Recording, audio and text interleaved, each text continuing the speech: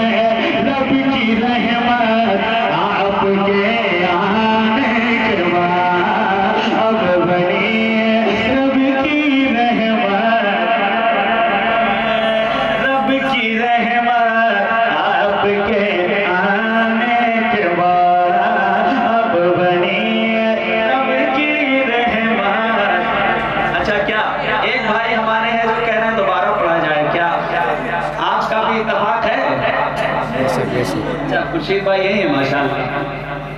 आपका जो इत्तेफाक है इस पे, तो मेरी मोहब्बत में कुछ नहीं रखा है। आप जिनकी मोहब्बत में रात में इस ठंड के मौसम में जमीन पे बैठे हुए, उनकी मोहब्बत में, आका की मोहब्बत में जरा हाथों को लहराए कहना है या रसूल अल्लाह, और बड़े आवाज से कह दे या रसूल अल्लाह। आपके आने के बाद बेटियां सबके घरों की बाई से गम थी, मगर बेटियां सबके घरों की बाई से गम थी, मगर बेटियां सबके घरों की बाई से गम थी, मगर कि बेटियां सबके घरों की बाई से गम थी, मगर बाई से गम थी, मगर अब बनी है, अब बनी है, अब बनी है रब की रहमत आपके आने के बाद, अब बनी है रब की रहमत, अब बनी है रब की रहमत आपके आने के बाद, अब बनी है रब की रहमत आपके आने के बाद।